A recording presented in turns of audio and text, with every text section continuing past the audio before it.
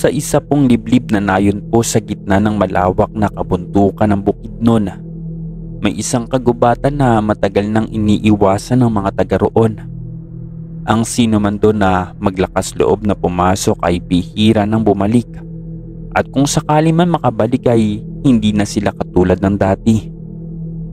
Ang kagubatan doon na ito'y binabantayan ng isang sinaunang lahi, mga nilalang na hindi kailanman nabibilang sa mundo ng mga tao. Sa may gilid po ng kagubatan, may isang malaking puno ng balite. Yung pinakamatandang puno po sa buong lugar na iyon, at napapabalitang dito nakatira ang isang makapangyarihang engkanto.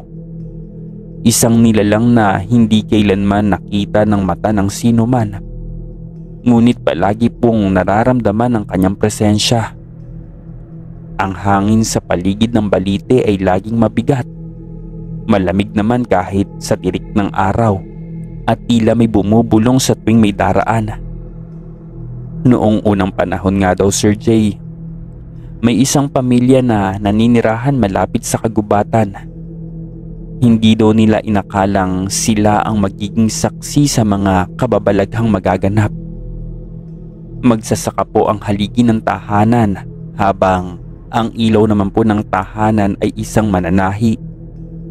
Mayroon silang 2 anak, isang binata at isang musmos na batang babae. At isang gabi po, habang ang lahat ay mahimbing nang natutulog, isang kakaibang tunog ang pumailan lang mula sa kagubatan. Isang tila awit na hindi makatao, malamyos ngunit puno ng lungkot, na parang nag-aanyaya sa sinumang makarinig. At kinabukasan, yung panganay na anak ay hindi na po nagising mula sa kanyang pagkakatulog. Wala naman daw siyang sakit at wala din kahit anong sugat o pinsala. Ngunit ang kanyang katawan po ay tila wala ng kaluluwa. Ang kanyang balat naman ay maputla. Ang kanyang mga mata ay nanatiling nakadilat, ngunit hindi na gumagalaw. Mula nga noon, ang buong pamilya po ay nakaranas na ng sunod-sunod na kamalasan. Ang kanila pong ani ay naubos ng peste. Ang mananahing ina naman ay nawalan ng paningin, at yung musmos na bata ay nagsimulang magsalita ng mga salitang hindi nila maintindihan. Sa kanilang takot, Sir Jay, isang matandang albularyo ang tinawag upang suriin po ang kanilang tahanan. At nang dumating nga po ito, agad daw po niyang naramdaman yung malamig na hangin at yung bigat ng presensya sa loob ng bahay. Sabi pa nga ng albularyo, meron daw isang nilalang na kumuha sa kaluluwa ng panganay nilang anak. Hindi ito basta multo o masamang espiritu, kundi isang engkanto na matagal nang nagmamasid sa kanila mula sa ilalim po ng balite. Nagpayo po yung albularyo sa kanila na umalis na sila sa lugar bago pa mahuli ang lahat. Ngunit bago pa man nila magawa iyon, isang gabi po nagising yung ina sa isang tunog ng paghikbi. Sa dilim po ng kanilang silid, nakita niyang nakaupo sa sulok yung kanyang batang anak at yakap-yakap po yung sarili habang nakatitig po sa kawalan. Sa labas po ng kanilang bahay, ang punong balite ay tila lalong lumaki, at mula po sa dilim nito, may aninong dahan-dahang lumalapit. At sa ilalim po ng liwanag na buwan, ang aninong lumalabas mula sa balite ay hindi po maaninag ng buo, ngunit halatang hindi ito tao. Ang mga sanga ng puno ng balite ay tila gumagalaw kahit wala naman pong hangin, at ang lupa po sa paligid nito ay unti-unting bumubuka, waring may kung anong bumabangon mula sa kailaliman. Sa loob naman po ng bahay, hindi po makagalaw ang ina habang nakatingin po sa kanyang anak na nakaupo sa may sulok. Ang musmos po ay hindi umiiyak, ngunit ang kanya pong mga mata ay tila walang buhay at nakatuon po sa kawalan. Habang lalong lumalapit ang anino sa labas, lumakas po yung malamig na simoy ng hangin. Ang kanilang ilawang langis po ay biglang napundi at ang buong bahay po ay nabalot ng kadiliman. Sa mga sumunod po na araw, lalong lumala yung kanilang kalagayan. Ang ama po ay biglang nagkasakit at hindi na po makabangon sa higaan. Ang ina naman po ay nagsimulang makadinig ng bulong sa tuwing siya po ay mag-isa. Minsan nga po, Sir Jay, sa kalagitnaan po ng gabi, makikita niya ang kanyang anak na nakatayo sa harap ng bintana at nakatingin po sa direksyon ng balite. Waring hinihintay ang isang hindi nakikitang presensya. Ang kanilang kapitbahay naman po ay isang matandang babae na may alam sa mga lumang paniniwala. Lumapit po sa kanila ito isang araw at ayon po sa kanya, ang kanilang pamilya ay hindi basta nakatira malapit sa kagubatan, kundi sa mismong teritoryo ng isang makapangyarihang engkanto. Ang puno po ng balite ay isang daan, isang portal sa pagitan ng kanilang mundo at ng mundo ng mga nilalang sa ilalim ng lupa. Noong unang panahon nga daw po, Sir Jay, ay may isang lalaki daw na nagtangkang putulin ng punong iyon upang gawing panggatong. Pero kinabukasan, natagpuan na lamang daw ito na wala ng buhay. Ang kanyang katawan ay natatakpan ng mga ugat na tila hinigop po ng lupa. At simula noon, wala nang sino man ang naglakas loob na gambalain ang puno ng balite. Ang mga pangyayaring bumalot po sa pamilya ay hindi basta daw sumpa, kundi isang paghihiganti ng nilalang na nagbabantay sa lugar.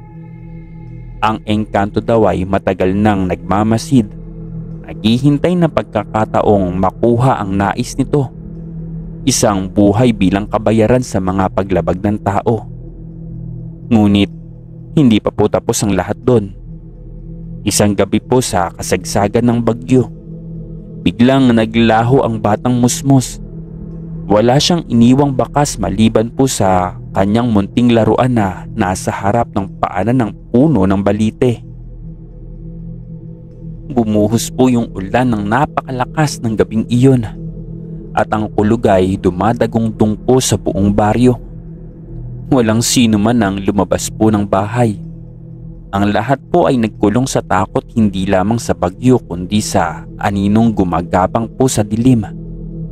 Sa gitna po ng unos, ang Musmos na bata ay naglaho ng parang bula. Iniwan lamang po yung kanyang laruan sa paanan ng balite. Walang nakakita po sa kanya kung paano siya nawala. Wala ding bakas ng kahit anong nilalang sa paligid, maliban sa malamig na hangin at tila may daladalang mga bulong mula sa kailaliman ng kagubatan. Ang kanya naman pong ina ay halos mabaliw sa pag-iyak, habang ang kanyang ama naman ay nangihina na sa sakit. Hindi po makapaniwala sa sinapit po ng kanilang pamilya. Kinabukasan, kahit may pangamba, nagtipon po ang ilan sa kanilang mga kapitbahay upang tumulong po sa paghahanap. Nilibot po nila ang buong nayon at sinuyod ang mga masukal na bahagi ng kagubatan, ngunit wala pong bakas ng batang nakita. At sa paglipas po ng mga oras, unti-unting lumalim ang pangamba ng lahat. Hindi ito isang karaniwang pagkawala. Ang kanilang paghahanap po ay humantong sa isang lumang kuweba malapit po sa may balite. Isang lugar na matagal nang iniiwasan po ng mga taga-nayon. Ang kuweba po ay may malamig na singaw at sa loob ay naroon ang mga lumang ukit sa may dingding. Mga simbolong hindi matukoy ang pinagmulan. At sa dulo ng kuweba, natagpuan nila ang isang bagay na nagpahinto po sa kanilang paghinga. Isang maliit na damit. Punit na ito at bahagyang may bahid ng putik ang suot ng batang nawala. Ngunit higit sa lahat, ang nakakapangilabot ay ang mga yapak na nakapalibot po dito. Mga bakas ng paa na hindi sa tao. Mahahaba ang daliri at tila nakaangat ang takong. Parang isang nilalang na hindi lumalapat ng buo sa lupa. Ang ilan po sa mga bakas ay papasok sa kailaliman ng kuweba. Ngunit ang iba ay paikot-ikot waring may isang ritual na naganap. Ang mga matatanda po sa baryo ay agad po na nagdesisyong huwag nang ituloy ang paghahanap sa loob ng kuweba. Ayon po kasi sa kanilang paniniwala, kapag ang isang tao ay kinuha ng engkanto ay hindi na do ito maaaring bawiin maliban na lamang kung handa kang makipagpalit ng sarili mong buhay. Ngunit ang ina po ng bata ay hindi po nagpatinag. Sa kabila po ng takot at babala ng mga matatanda, isang gabi po ay lumabas po siyang mag-isa. Dala po ang isang lampara at tinungo po ang kuweba. Sinundan po niya ang mga yapak papasok sa kadiliman. Habang sa labas naman, ang hangin po ay biglang tumigil at ang buong paligid ay tila lumubog sa isang hindi maipaliwanag na katahimikan. Sa kanya pong pagpasok, ang kanyang mga mata ay dahan-dahang nasanay na po sa dilim. Ang loob po ng kuweba ay hindi natural. Ang mga dingding ay makinis na parang sinadyang kinorte. At sa pinakagitna po nito, may isang malalim na hukay. Sa paligid naman ng hukay, may mga nakaukit na anino na mga nilalang na may mahahabang katawan at matatalim na mga mata. Habang papalapit po siya, isang malamig na hangin ang umihip mula sa kailaliman ng hukay at kasabay nito, nagsimulang sumayaw ang mga anino sa dingding, tila buhay at gumagalaw. At mula sa ilalim, isang tinig po ang pumailan lang, isang mahina na halos pabulong na awit. Hindi ito awit ng isang tao. Hindi na siya makagalaw. Ang kanyang mga paa ay tila pinigilan po ng isang hindi nakikitang puwersa. At ang kanyang katawan ay unti-unting lumulubog sa kawalan ng liwanag. Ang kanyang isip ay bumigat at bago siya tuluyang mawala ng ulirat, isang imahe daw ang lumitaw sa kanyang paningin. Isang batang babae, nakatayo sa gitna ng kawalan. Nakangiti ngunit hindi kumikilos. Ang kanyang mga mata ay walang itim. Puro puti lang daw ito. At sa kanyang likuran, isang anino ang yumakap sa kanya. At pagkatapos noon, nagdilim na po ang lahat. Nang magising po siya ay wala na siya sa kuweba. Ang paligid niya ay natatakpan ng maninipis at kumikislap na mga ugat na tila buhay. Humihinga at gumagalaw sa bawat paghinga din niya. Ang sahig ay hindi lupa kundi isang kakaibang materyal. Makintab at malamig gaya ng basang bato. Ang hangin ay puno ng isang matatamis na amoy. Ngunit may halong isang bagay na hindi niya maipaliwanag. Isang kakaibang samyo ng lumang kahoy, tuyong dahon at isang malahalimuyak na hindi likas sa mundo ng tao. Sinubukan po niyang gumalaw, ngunit ang kanyang katawan ay mabigat. Parang may isang puwersang pumipigil sa kanya. Ang kanyang ulo ay umaalon sa matinding hilo.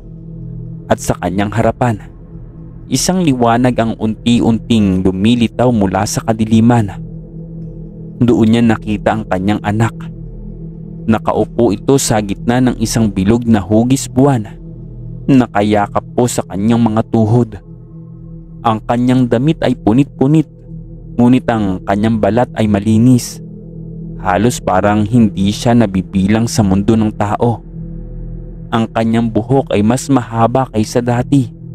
At ang kanyang mga mata ay wala ng kulay. Dahan-dahang lumapit po ang kanyang ina. Ngunit sa bawat hakbang niya, ang paligid ay tila gumagalaw kasama niya. Ang lupa ay tila lumalawak at ang dingding ng kuweba ay parang nawawala. Humahalili ang isang itim na kawalan. At doon, sa likod po ng kanyang anak, nakita niya ito. Isang figura, mahaba ang katawan, Halos hindi po matukoy kung may balat o kung yari sa usok ang anyo nito. Ang mukha po nito ay walang anyo. Parang isang aninong may dalawang malalim na hukay na tila mga mata. Ang mga kamay nito ay mahahaba. Mahahaba na payat na parang may mga ugat ng puno. At sa bawat paggalaw nito, may lumalabas na mahihinang bulong na hindi niya maunawaan. Nais po niyang sumigaw ngunit walang tinig na lumalabas po sa kanyang bibig. Ang kanyang anak ay hindi rin po gumagalaw.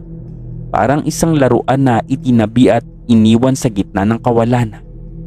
At noon ay nagsimula nang lumapit ang figura sa kanya.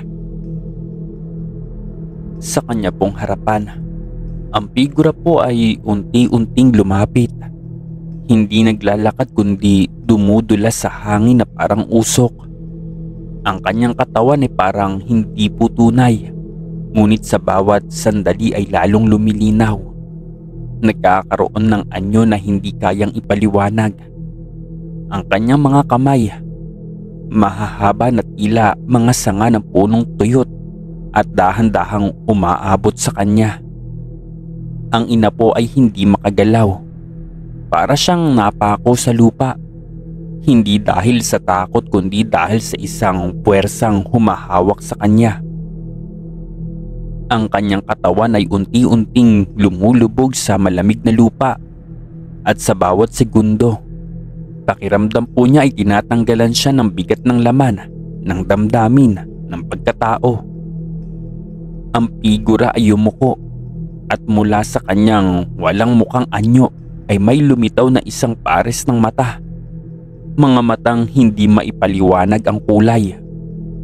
Hindi naman itim at hindi rin kulay puti, kundi tila isang walang katapusang kalaliman.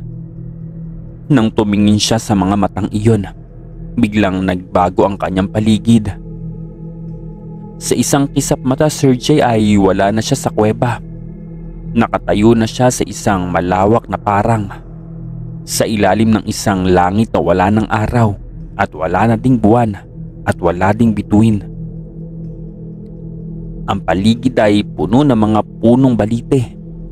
Masyadong matataas at masyadong matanda na tila buhay at gumagalaw.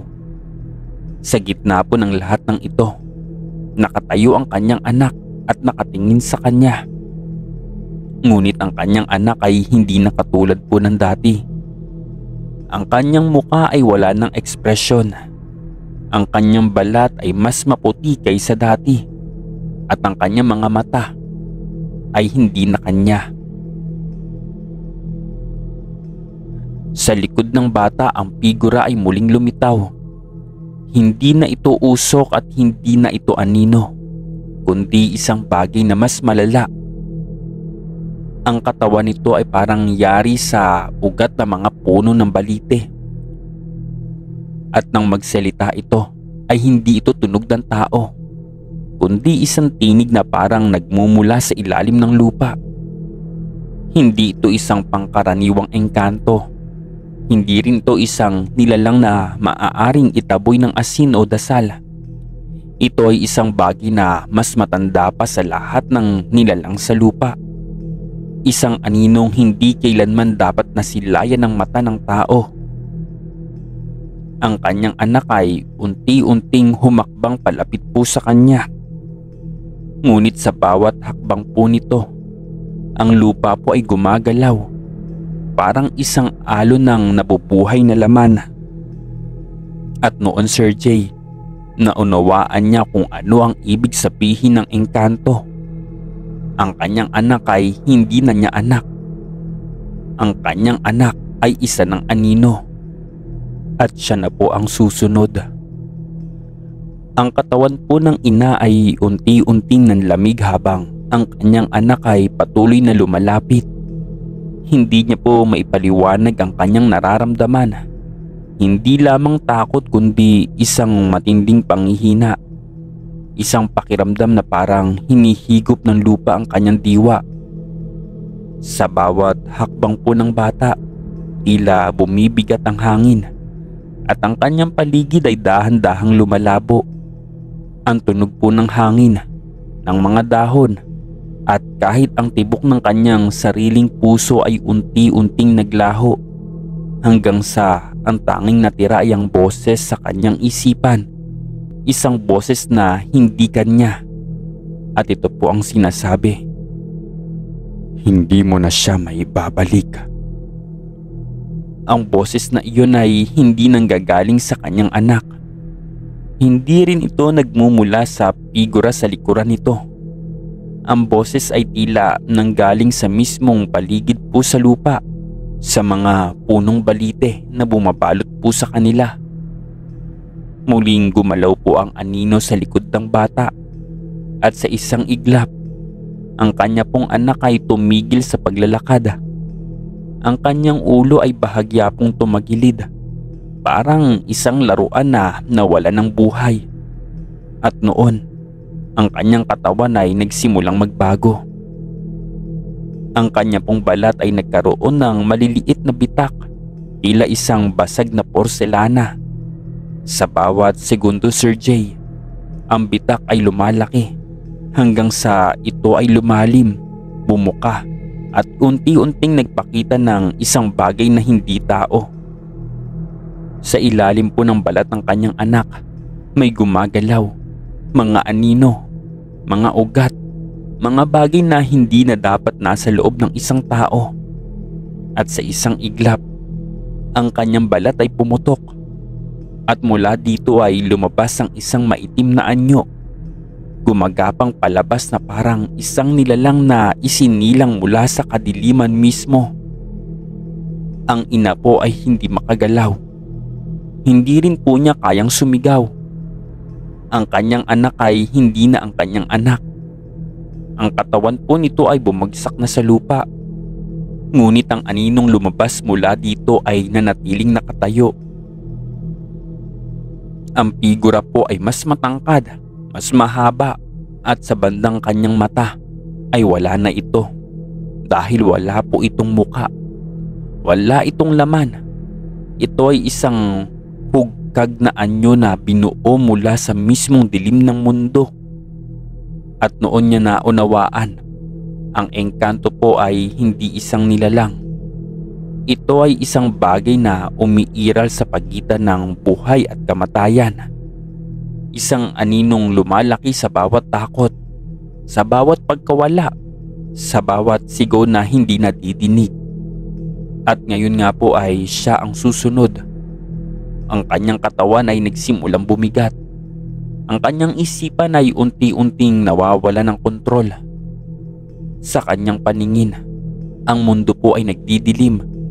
Ngunit hindi ito isang ordinaryong dilim. Ito ay isang dilim na may sariling buhay at may sariling hangarin. At nang tuluyan po siyang lamunin ng anino, ang kagubatan po ay muling nanahimik. Ang baliti po ay nanatiling nakatayo, tahimik at matanda at nagmamasid po sa lahat. At sa loob po ng kanyang mga ugat, sa ilalim ng lupa, may dalawang bagong anino ang dumagdag sa kanyang kaharian. Ang mundo po ay nawala sa isang iglap. Wala ng langit at wala ng lupa at wala na pong hangin. Ang lahat po ay natunaw sa isang walang katapusang kawalan. Wala siyang nadidinig at wala siyang nakikita. Ngunit nararamdaman niya ang isang bagay. Isang malamig na presensya na bumabalot po sa kanya. Hindi po siya sigurado kung siya ay gising pa o tuluyan ng nilamon ng engkanto. Ang kanya pong katawan ay hindi na kanya. Ang kanyang diwa ay unti-unting pinupunit. Waring isang tela na nilalapnos ng isang hindi nakikitang puwersa. At doon, sa gitna po ng kawalan, unti-unting lumitaw ang isang imahe. Ang kanyang anak. Ngunit hindi na ito bata. Ang kanyang anyo ay naging isang anino ng nakaraan. Isang malabong silweta na hindi kumikilos. At sa bawat segundo, ang anyo nito ay lalong lumalabo. Tila hinihigop ng mismong espasyo. Sinubukan po niyang lumapit ngunit hindi siya makagalaw. Ang kanyang katawan ay tila isang alon sa isang ilog na hindi na niya kayang pigilan. At sa harapan po niya, may isang bagay na dahan-dahang bumubuo. Isang malawak na balangkas, isang katawan na yari sa usok at ugat, at isang mukha na walang mata, walang ilong, walang bibig. Isang walang laman na maskara na nakatitig sa kanya. At ito po ay ang engkanto. Hindi ito isang pangkaraniwang nilalang. Hindi ito isang espiritu na maaaring itaboy. Hindi ito parang isang halimaw na maaaring labanan. Ito ay isang bagay na umiiral bago pa man isinilang ang tao. Isang aninong walang simula at walang katapusan. At ngayon ay siya ang napili. Ang kanyang katawan ay nagsimulang humiwalay sa kanyang sarili. Ang kanyang balat ay naging alabok. Ang kanyang buto ay naging abo. At ang kanyang isip po ay unti-unting naging bahagi ng kawalan. At sa huling pagkakataon, tinangka niyang isigaw ang pangalan ng kanyang anak. Ngunit wala nang tunog na lumalabas sa kanyang bibig. At sa isang iglap, siya po ay nawala.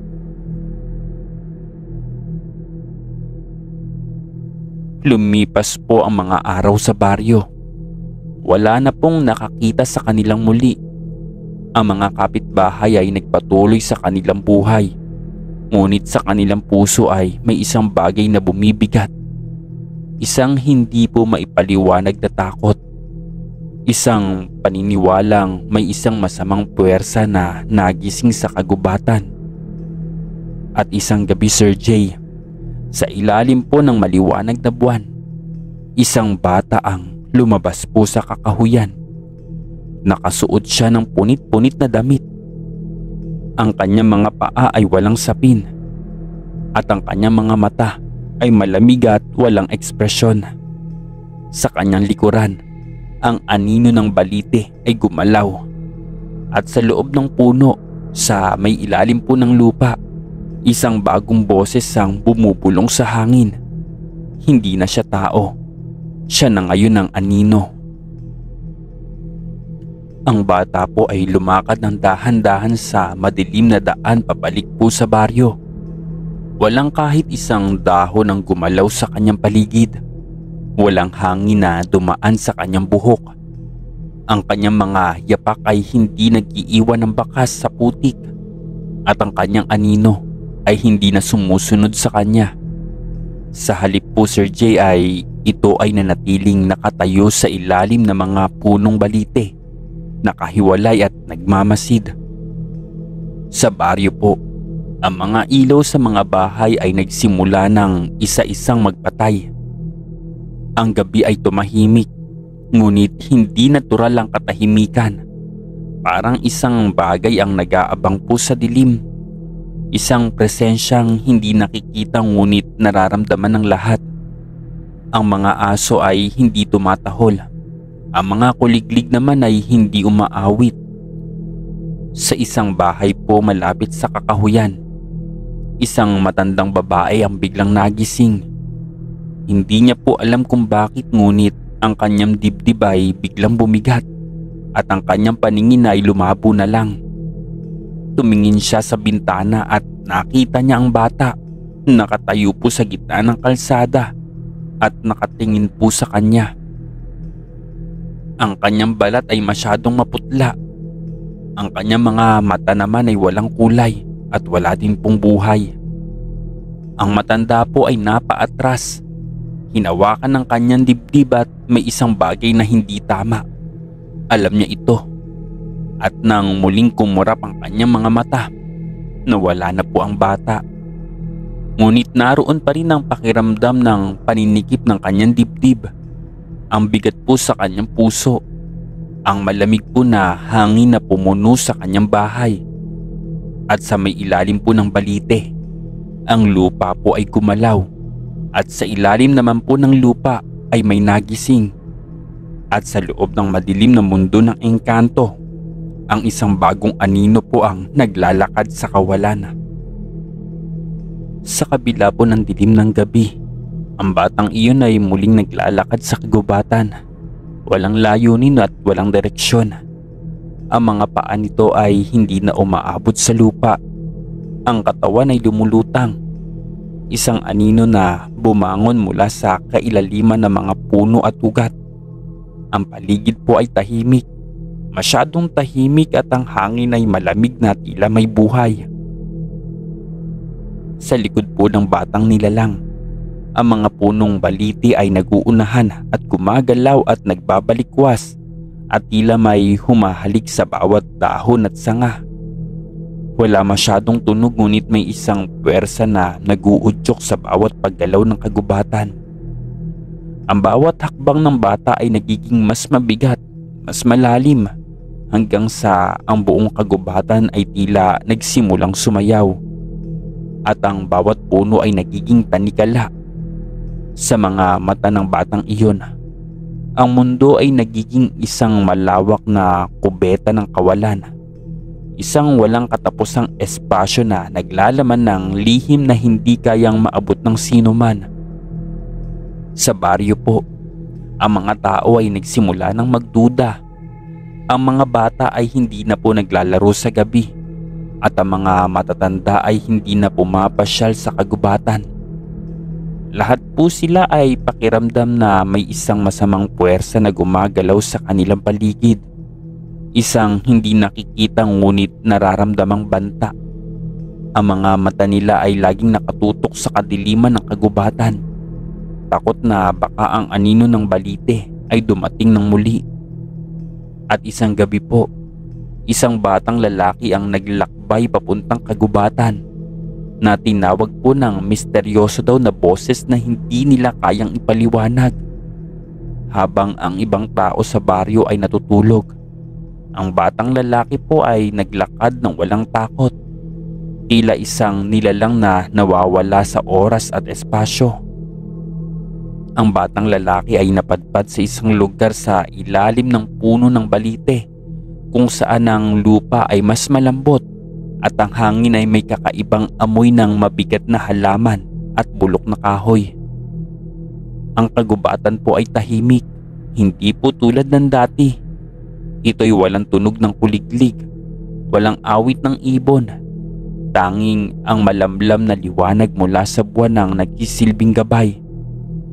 At sa kalagitnaan po ng dilim, may nadinig siyang isang pino at malamig na boses na nagsabing, "Pumunta ka."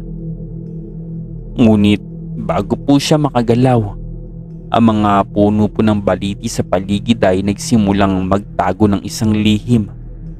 Ang mga ugat sa ilalim ng lupa ay nagsimulang magliyab at magbaluktot.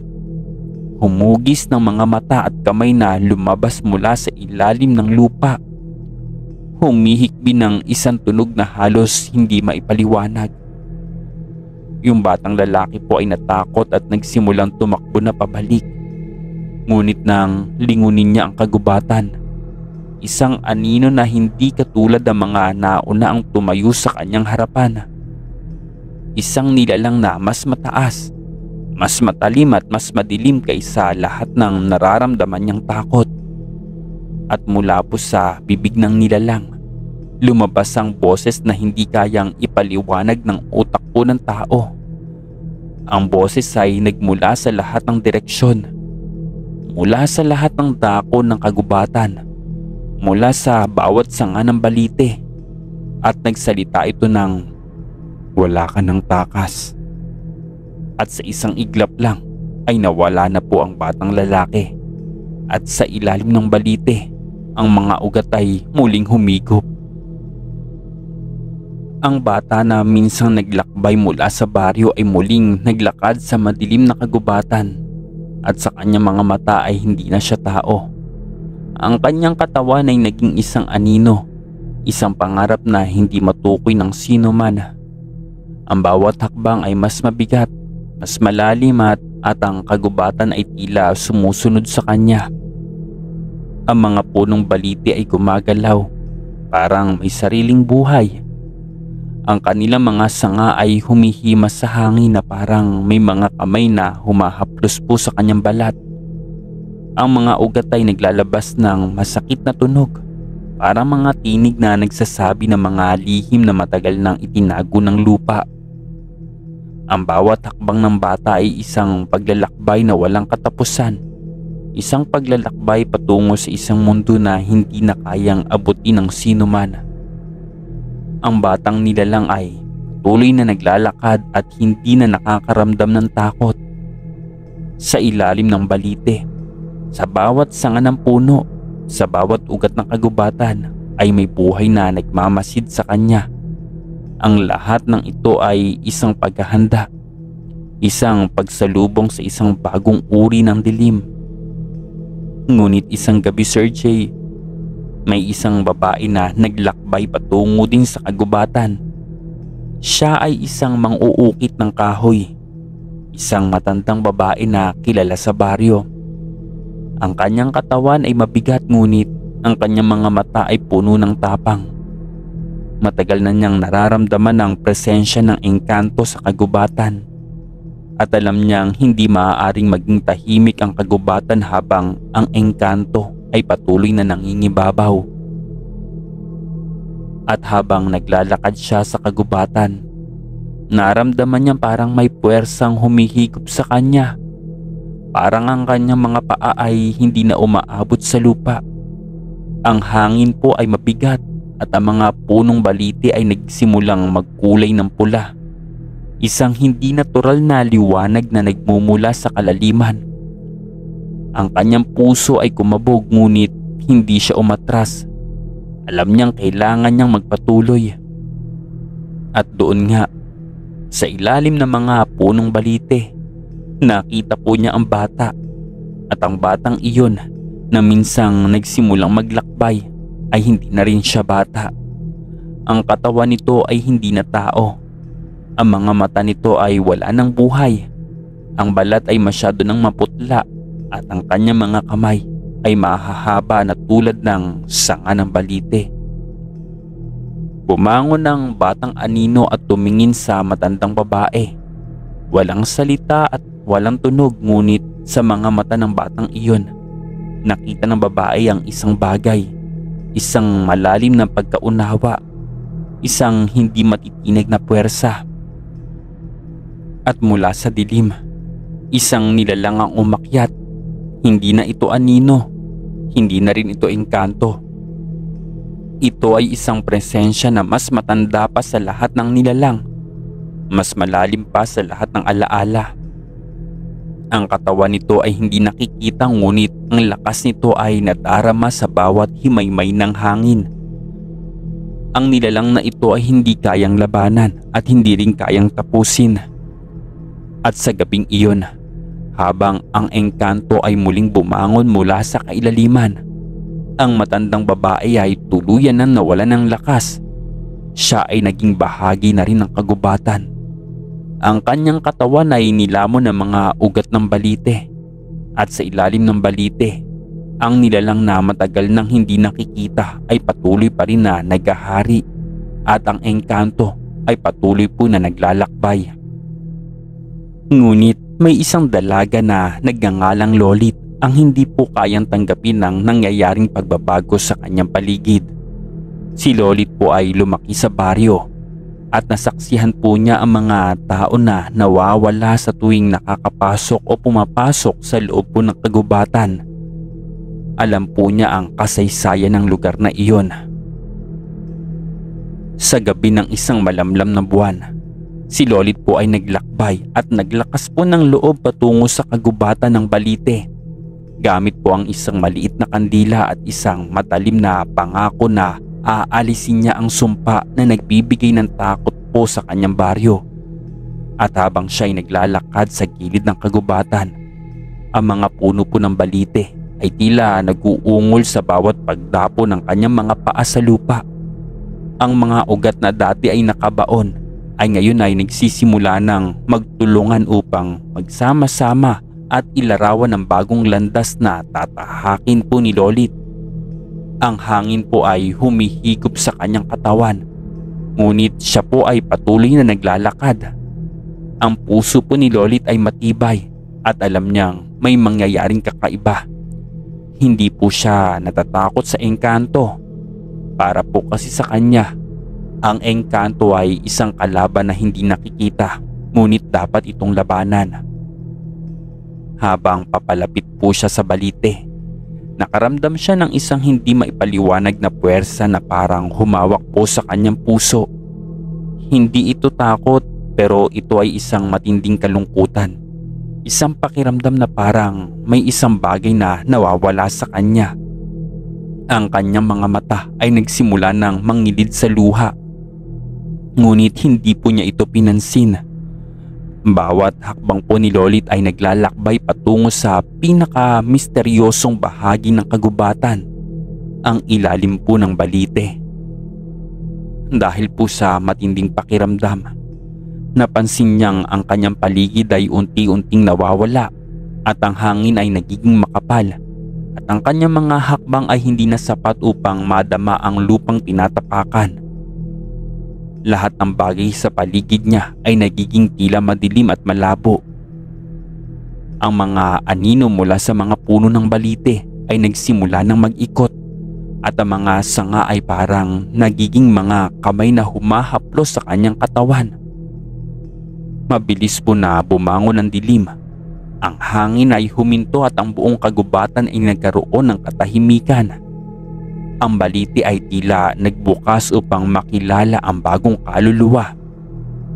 Si Lolit po ay hindi kayang tumakbo. Siya ay naipit sa isang puok na hindi na kayang makita ng kanyang mga mata.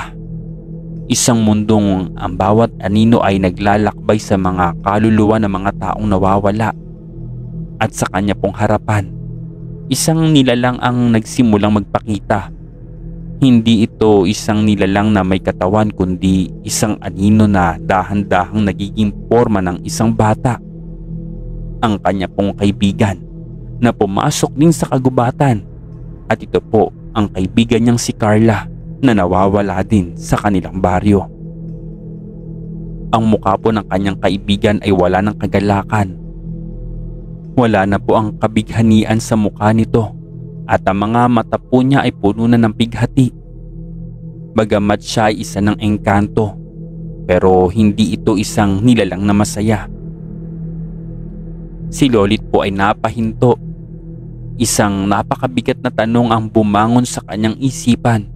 Kung ang engkanto ay hindi matatalo, paano pa siya makakatakas o makakaalis sa kagubatan? Ngunit sa kabila po ng lahat ng iyon, ang tapang po ni Lolit ay hindi nawawala. Sa ilalim ng balite ay nagsimula na siyang magdasal. Isang taimtim na dasal na hindi nadidinig na engkanto. Ang kanyang kaluluwa ay nagsimula ng magningning at sa sandaling iyon, ang dilim ay nagsimula ng magbago. Ang hangin ay nagsimula ng umihip muli. Ang mga sanga ng balite ay lumipad at ang mga kaluluwa ay nagpakita ng kanilang pinagmulan. Si Lolit ay patuloy na nagsusumamo, hindi para sa kanyang kaligtasan, kundi para sa lahat ng kaluluwang sumailalim sa engkanto. Habang ang kaluluwa ay patuloy na naglalakbay sa ilalim ng balite, ang hangin po ay nag-iba. Ang mga sanga ng puno ng balite ay nag-ikot na parang krus na tila may sariling buhay. Ang mga mata ni Lolit, bagamat nagdilim, ay nagsimulang magningning sa isang misteryosong liwanag. Siya ay nagdasal ng taimtim ngunit hindi pa rin sa sarili niyang kaligtasan. Nais po kasi niyang iligtas sa mga kaluluwang naipit sa dilim ng kagubatan. Ang mga kaluluwang tumira sa ilalim ng balite, at higit sa lahat, nais niyang ipaglaban ang mga tao ng kanyang baryo. Ngunit ang engkanto po na matagal nang naghari ay hindi bibitiw. Ang kagubatan ay tila may buhay. Ang mga kaluluwa ay hindi man kailanman lalaya. Ang bawat daliri ng hangin, ang bawat ugat ng balite ay isang buhay na hindi kayang baguhin. Ang mga taong napunta sa kagubatan at naging parte nito ay naging bahagi na ng engkanto, ay tumaas mula sa dilim. Hindi sila isang kaaway ngunit isang alagad ng malupit ng batas ng kagubatan. Ang kanilang katawan ay hindi na pisikal. Sila ay isang puwersa at isang anino na walang itsura. Si Lolit po ay hindi pa rin tumigil sa kanyang pagdadasal. Nagbigay siya ng isang bahagi ng kanyang kaluluwa at hindi niya alam kung ano ang magiging epekto nito. Ngunit nararamdaman niyang kailangan niya magbigay, magpakumbaba at magtiwala sa hindi niya kayang ipaliwanag na puwersa sa kagubatan. Nang magbigay siya ng bahagi ng kanyang kaluluwa, ang mga mata po na naiwan o nakakulong sa kagubatan na yun ay kumislap. Ang mga ugat ng balite ay huminto. Naramdaman po ni Lara ang kagubatan ay may kakaibang tinig. Hindi ng galit kundi pagkatalo. Dahil sa kabila ng mga anino, nagsimula itong magbigay daan ng liwanag. Ang mga sanga ng balite na dating nagtatago sa takot at dilim ay nagbigay ng daan sa malabong ngunit matamis na liwanag na buwan. Ang mga taong nakulong sa kagubatan ay nakatayo bilang isang engkanto. Sila po ay nagsimulang magbago. Hindi tao ngunit sila ay nagsimulang humiwalay mula sa malupit na batas ng kagubatan. Ang baliti na isang simbolo ng puwersa ng engkanto ay nagbukas ng kanyang mga sanga upang ipakita ang landas po palabas. Ngunit hindi lahat ay magiging ganap na ligtas. Dahil sa kabila lahat ng nangyari, ang engkanto po ay hindi nagwawakas. Pinakita rin po kay Lolit ang mga pangyayari o naganap sa mga taong napunta o nakulong sa kagubatan. Sinariwa ang mga alaala o mga kaganapan kung papaano sila nakulong doon. Ipinakita rin ang mga pangyayaring lubos ng ikinalungkot, lalo na ang isang ina na naghahanap sa kanyang anak. Si Lolit po ay nakatayo pa rin sa gitna ng balite at siya po ay nagsimula ng maglakad palabas. Ang landas po ay hindi na mahirap. Ang mga sanga ng balite ay nagsimula ng magbukas at ang mga kaluluwa ay nagsimula na pong maglakbay. May mga bahagi ng kagubatan na patuloy na magiging dilim at ang mga kaluluwa ay mawawala na. At ang mga alagad ng engkanto ay mananatili pa rin doon. Si Lolit po ay naglakad pabalik sa baryo na may hangaring magsimula muli. Alam niyang ang engkanto ay may buhay at hindi ito ang katapusan. Ang engkanto ay isa ng bahagi ng ating mundo.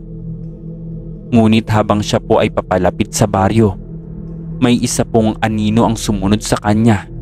Isang presensya na hindi niya maipaliwanag. Si Lolit po ay nagsimula ng magduda. Naramdaman niya na kailangan niyang bumalik sa kagubatan upang tapusin ang kanyang sinimulang misyon.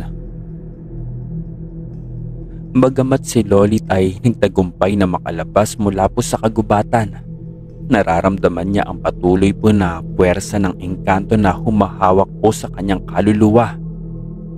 Isang gabi po habang si Lolit po ay natutulog sa kanyang kwarto, isang malamig po na hangin ang pumasok po sa kanyang silid. Ang kandila na kanyang iniwan sa tabi ng kama ay nagsimulang mag-alab at ang mga anino po sa paligid ng kanyang kwarto ay nagsimulang magsayaw.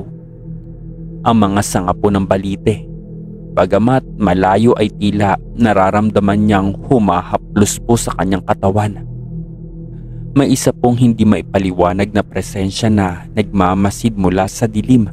At si Lolit ay hindi na nakatulog ng maayos.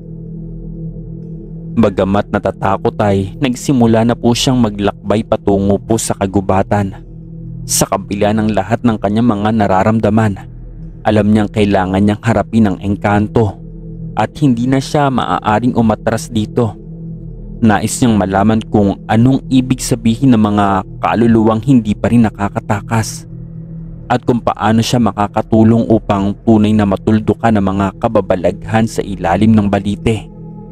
At habang siya ay naglalakad patungo sa kagubatan, ang mga sanga ng balite ay nagsimula na mag-angat.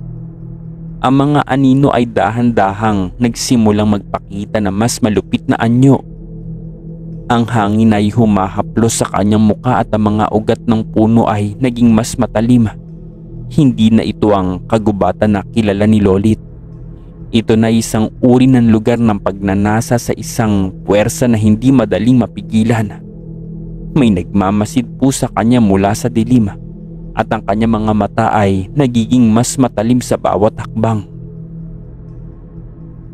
At pagdating po niya sa ilalim ng balite, nakita niyang nagbukas ang isang bagong daan.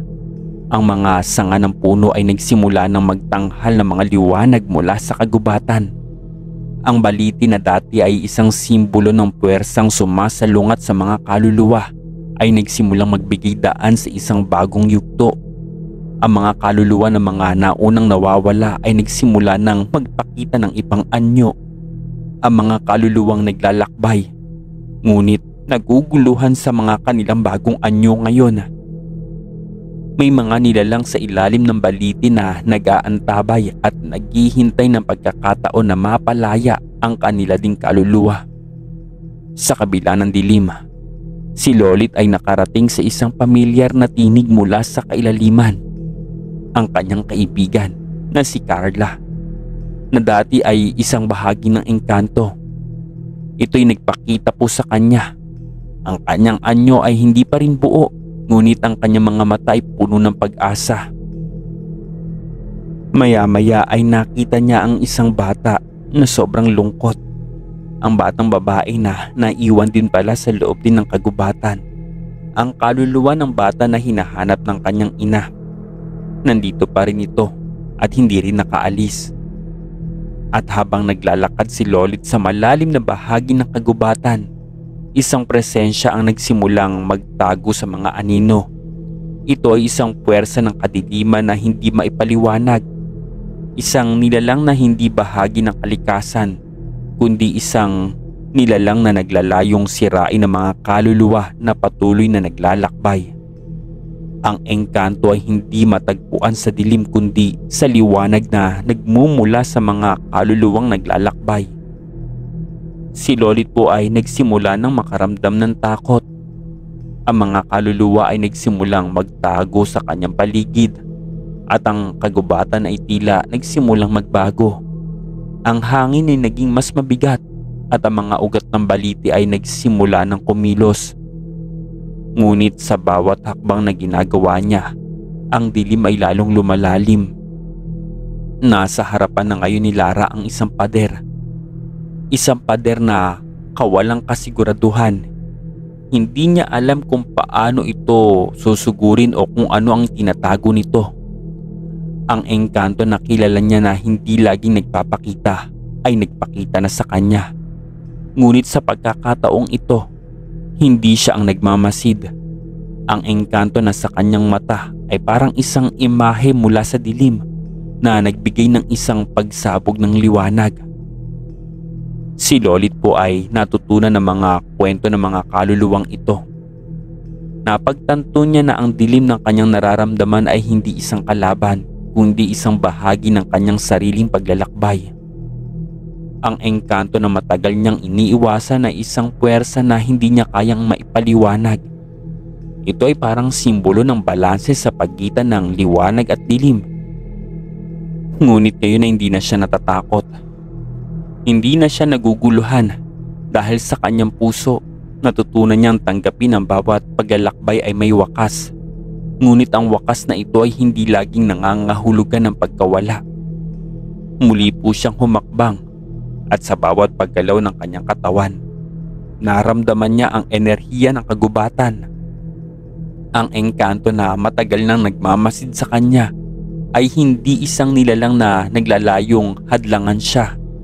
Sa halip ay ito'y isang bantay, isang tagapamasid ng kalikasan, tagapamasid ng mga kaluluwa at ng bawat nilalang na dumaraan sa pagitan ng buhay at kamatayan. Nang siya ay tumapak sa mismong harapan ng pader ng dilim, naramdaman niyang lumambot ito. Unti-unti itong naglaho, parang alon ng tubig na muling bumalik sa dagat. At sa loob nito, nakita niya ang isang daan, isang maliwanag na landas na hindi gawa sa lupa, kundi mula sa mga alaalang naiwan sa mundo. Ang daang ito ay hindi isang pagtakas. At sa kabilang dulo ng daan, isang anino po ang naghihintay sa kanya. Hindi ito isang estranghero. Kilala niya ang aninong ito. Ang hugis ng katawan ng paraan ng pagtayo, ang katahimikan na bumabalot dito ay siyang siya. Ang sarili niyang kaluluwa na matagal nang naghihintay na magising. Napaluhod si Lara, hindi sa takot kundi sa pag-unawa. Lahat ng kanyang pinagdaanan, lahat ng kanyang kinatatakutan ay isang bahagi ng kanyang sariling paglalakbay. Ang engkanto ay hindi kailanman isang kaaway. Ito'y isang gabay at isang bantay na nag-aalaga sa pagitan ng liwanag at dilim. Dahang-dahang lumapit ang anino sa kanya at sa huling sandali ay naglaho ito sa kanyang katawan. Isang init ang dumaloy sa kanyang dibdib. Isang pakiramdam ng kapayapaan na matagal niyang hinahanap. Sa huling pagkakataon, tumingin siya sa paligid. Ang kagubatan ng balite ay hindi na madilim. Ang mga puno ay kumikinang na sa ilalim ng buwan at ang hangin ay puno ng awit ng mga kaluluwa at ang lahat ay tahimik na at payapa at buo. Nagtagumpay po si Lolit. Dala ang kanyang lakas ng loob at mutya na pinamana pa sa kanya ng kanyang ama. Siya po ay nagtagumpay. Ngayon po si Lolit ay isa na pong albularyo sa aming lugar. Ang hirap ng pagsubok na pinagdaanan niya ay sa wakas ay natapos din. Pero ang mga buhay na nawala sa loob ng kagubatan ay hindi na maibabalik. Dahil ang mga naunang kaluluwa na pumasok sa loob ng kagubatan ay pinili nila ang makabagong mundo kesa po sa mundo ng mga tao.